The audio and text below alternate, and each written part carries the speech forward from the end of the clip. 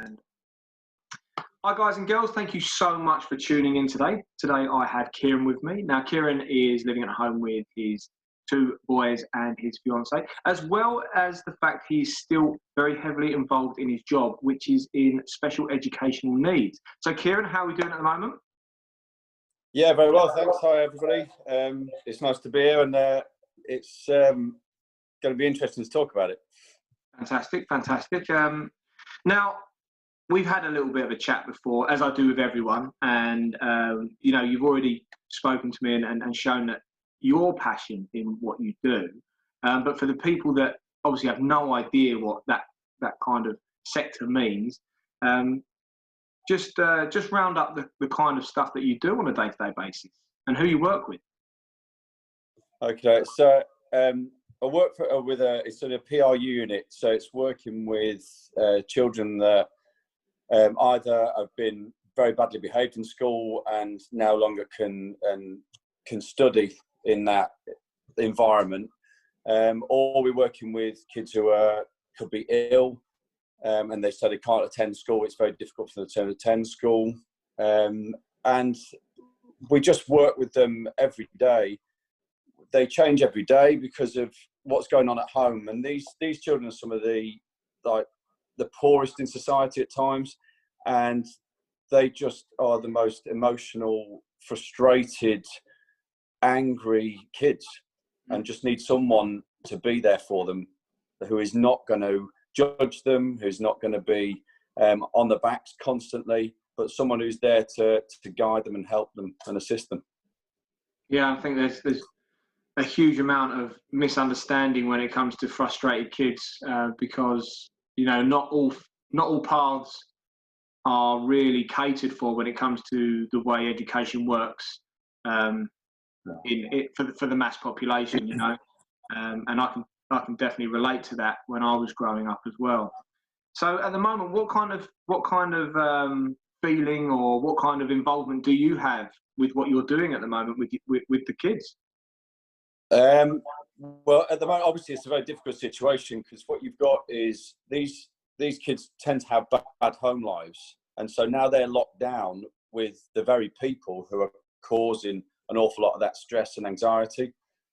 So what we have to do is we're communicating with them through emails to make sure that they can still have somebody to talk to, and also we have to make phone calls twice a week, or even up to 5 times a week, depending on the case. And where we get to talk to the student on the phone through the parents, so we can get an idea of how they're coping, how they're dealing with such this unprecedented state of events at the moment. I mean, no one understands what's going on, really, do they? Like in the general population, no one has really got a clue about what's going on, so no one can give these kids answers. And are they kind of turning to you for answers at the moment as well? Some of them are, to be honest with you. They want to know when they can come back, when they can see some of their friends again. Because with the environment I work in, is that we only have a maximum of 30 students on site at one time. So it's a very small group that these kids associate with. So other than that, some of them will go out onto the streets of an evening. They can't do that anymore. So their only communication is now through Xbox games or through PlayStation or through their phones. So they're getting so involved with their phones again, but in a completely different manner as to what we used to. Because normally their phones are used as a tool to, one is for entertainment, enjoyment, but another one is to communicate with their friends. But also another way is to continue arguments or continue discussions about things that have happened. Yeah. And they're now they've not got that opportunity to have things happen with them. They're at home, all facing the same boring routine. And for a lot of them, the routine is the problem. At home, they won't have a routine. And that's starting to really grate on them, I think. And that's where they're coming to us and asking us, what could we do? How can we do it? Is there a way that we can ease this? and want to know when we can come back. That's the key thing. The only answer you can give them is the same answer everyone gives, and that, you know, even from the hospitals through to, you know, public services, everyone's saying just switch the news on, and that's the only person that knows. You know, we're all waiting for Boris or his team to tell us, which is so scary right now because there's such a level of uncertainty. What kind of what kind of stuff are you? Is there any tools or techniques, or is there anything that you've found that is helping at the moment for these youngsters? I mean, the other thing we're doing is obviously trying to set lessons online, but these students are, well, I'm going to say kids. These kids are not ones who are really engaged in education at the time anyway. So to get them to engage when you're not even with them is even more difficult. So what we've tried to do is try things like puzzle weeks. So we've sent out puzzles, so logic puzzles or little riddles for them to try and solve, just to try and give them, break this routine up. But I mean, we're in the dark as everybody else is, really, in terms of how to cope. I mean, the only thing we can do is we're there. So if they need us, we're there for them. We'll talk to them, and we sort of become this. We're not counsellors, but we almost become counsellors, and because the best way to describe it to people is, for the job we do, we are their surrogate parent for the majority of the day. So when they come to us, when I'm at work, they are my kids, and I treat them as though they're my kids, and I talk to them and listen to them, and I'm the shoulder to cry on as I am my own children. And then when I come home, obviously, then it switches to my own children. But like I said, even with my own kids, we get to the point where we're bashing our heads against the wall for trying to keep them entertained. And I think part of the problem is that we are constantly believing we have to entertain our children 24 hours a day. And actually, we don't. When I was a kid, we made our own entertainment. It's like, get out on your bike and go and enjoy it. But obviously, they can't get out now. But we used to have, like, a cardboard box. That would be half a day. So, yeah, exactly. I can definitely relate to that. At the moment, we are, in our household, we've got 5. My oldest is 5, my youngest is 2, and they're very close to their birthday, so they're nearly 6 and 3. And we do get a little bit of respite because they do play so well together.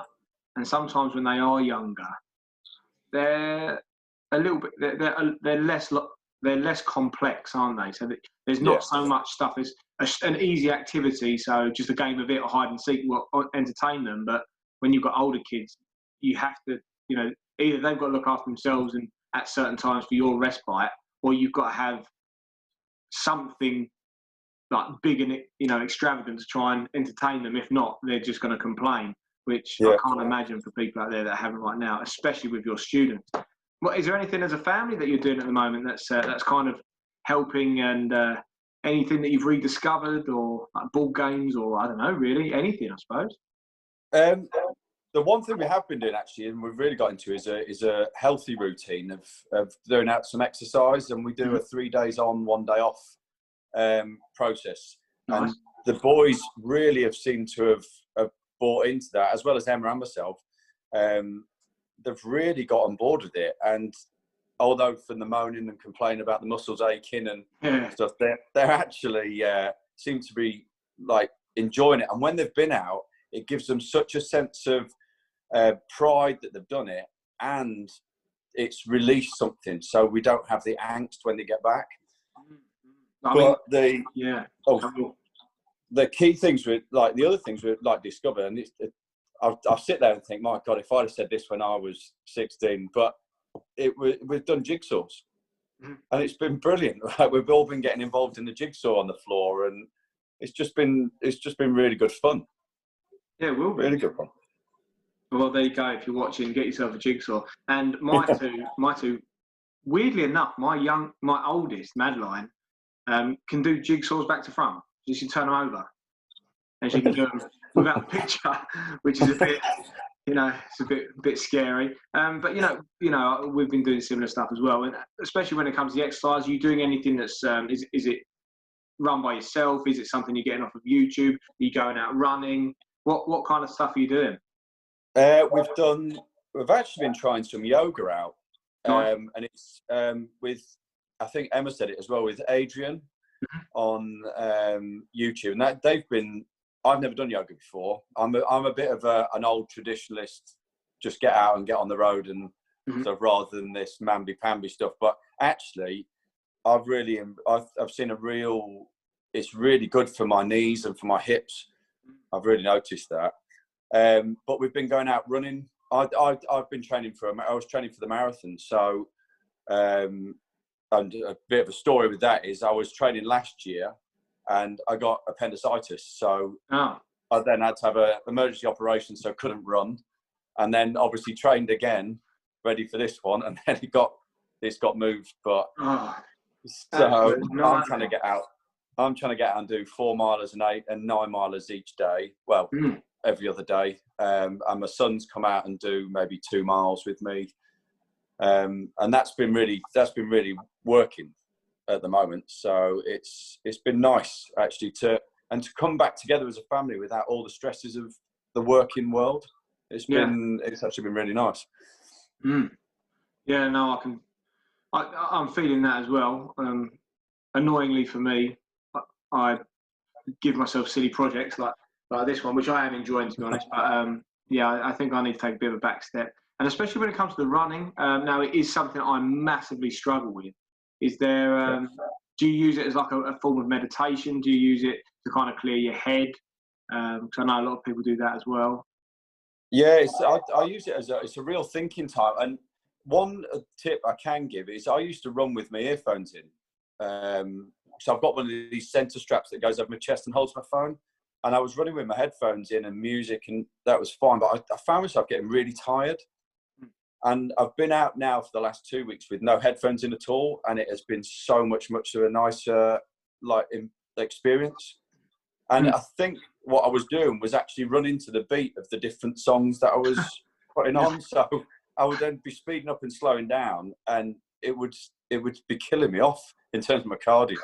End up with drum and bass coming on and sprinting up the exactly. So that's been actually a big help, is taking the headphones out and actually just appreciating what's around me. It's just stunning where we are in Essex is just lovely. And whereabouts you guys? We're in Margaretting.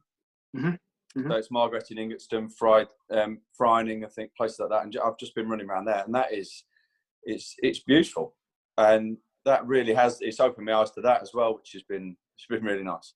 Yeah, I think practicing any form of mindfulness, and that is definitely a really heightened level of mindfulness whilst, taking stuff in whilst doing the running and grounding yourself into the now is so important. And it's something that I've practiced for a couple of years now, and it's really helped me, and it's helped my staff as well as my kids. There's little techniques that we do, and I was actually, in fact, pretty much every single one of these meetings and these interviews I have, we touch on some form of mindfulness, meditation, or just grounding of some description, which I can imagine probably helps with what you do, and even the youngsters. So, I mean, let's have a little look at things that we have been doing as well, just in and around the house and stuff. Have you tried anything that's, other than yoga, of course, anything that's really new, which is completely nothing to do with exercise or anything like that?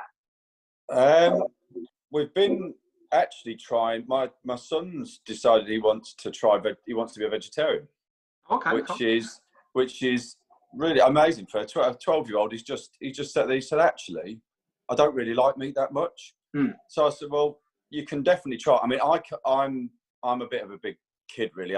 I'm not a massive fan of vegetables, so I have to sort of pack my protein in with lots of meat. But I've been trying more and more like different foods without meat, just to see if I can do it. And actually, I'm finding that an awful lot of soups and things like that, I can eat them, and I don't really worry about the vegetables. So that massively helps. And it helps you when you want to like stay on top of your calories as well, doesn't it? Yeah, absolutely.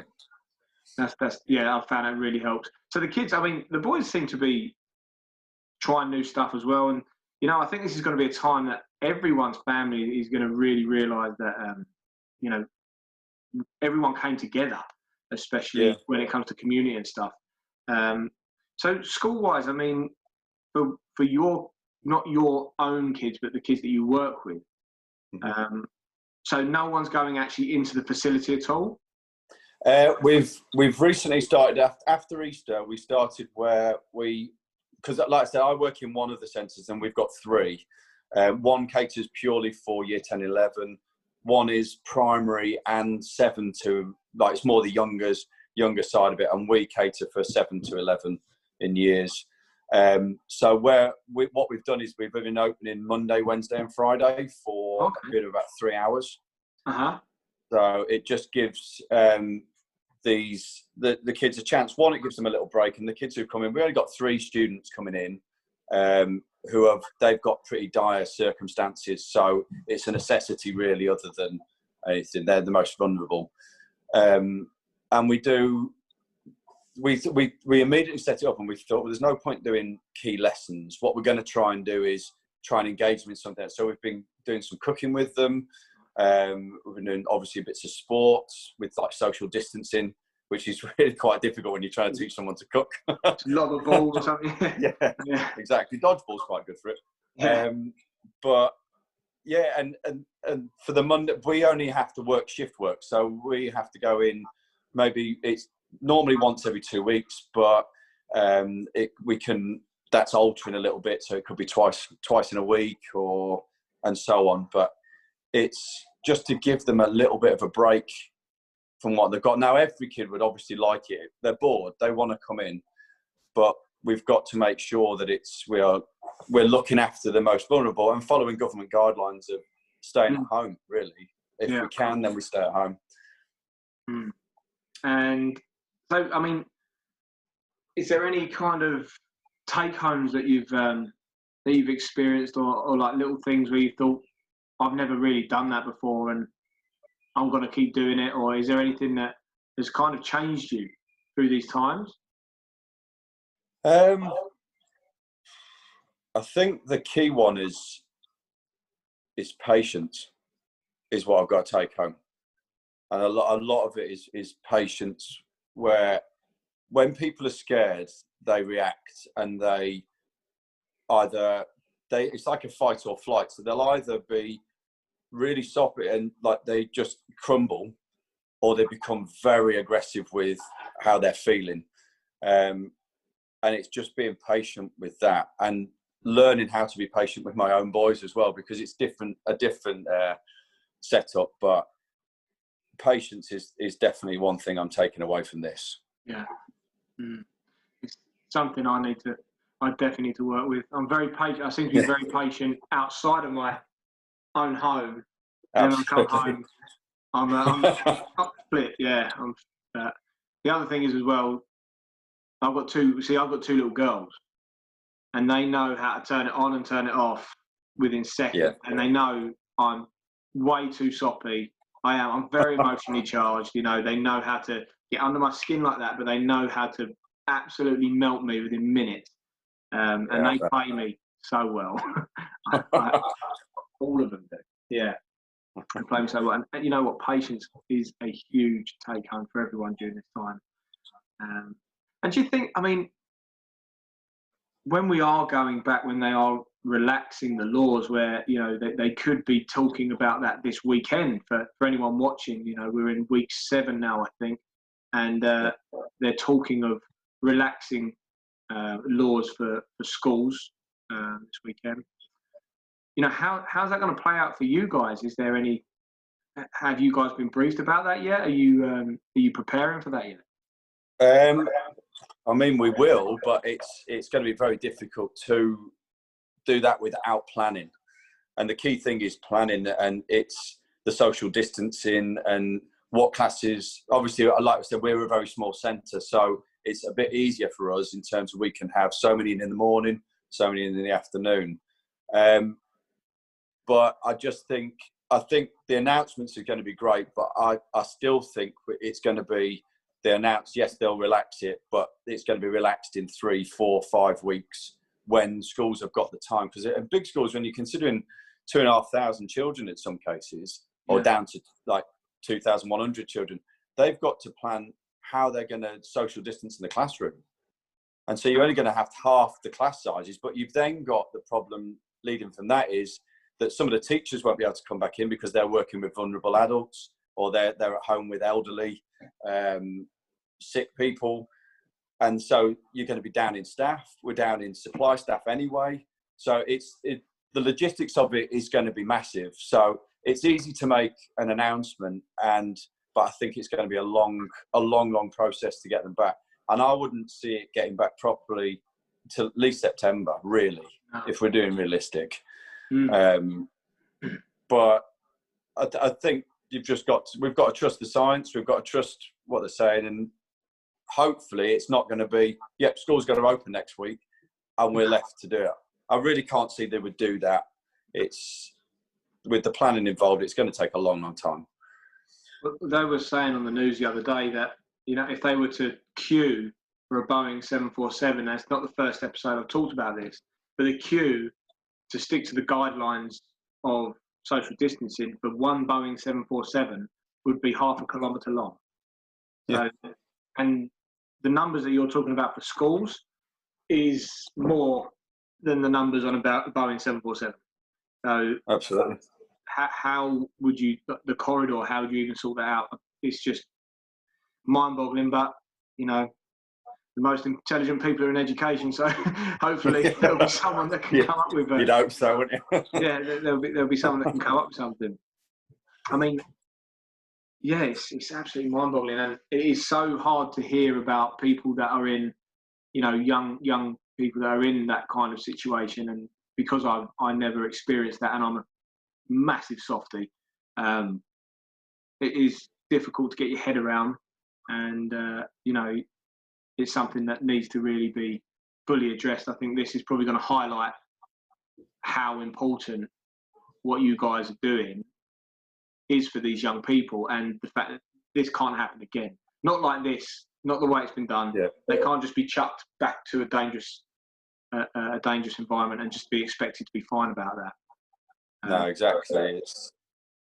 It like I said, the word has been overused, but it is unprecedented what we're dealing with. And like I said, these kids they're kids at the end of the day. You might not want them in the mainstream schools, and obviously what we do is help the mainstream schools by doing that.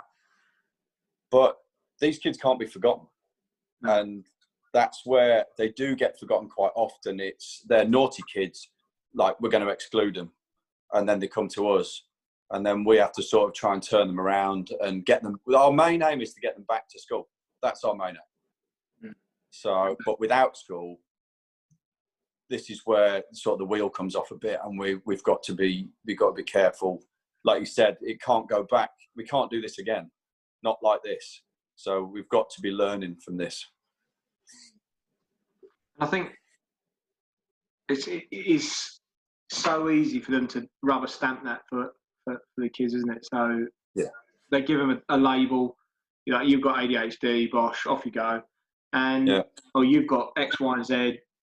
And I know, I know people in education as well, close friends of mine. I know they do care. I know that they don't want to do it half the time, but I think that they've been governed, by powers way above them, that they're being disruptive for X, Y, and Z amount of kids. So you've got to do it for the greater good. Which, where do you even get started with the educational system? There's heroes in it. That everyone that I know that's in education is a hero, and they are fantastic people. I'm blessed to know through my rugby club and through my facility that I work at, all the teachers I know are fantastic people, but there are flaws in it, and they do admit it as well, and it's out of their control, unfortunately. So hopefully, if anything, this will highlight the fact that more needs to be done, especially for these vulnerable kids. Absolutely. Massive. So we're going to come into a bit of a close now. Normally I like to keep these things under about 30 minutes so people can have a quick engaging bite, and then we can always come back to it. But I always ask people a couple of questions.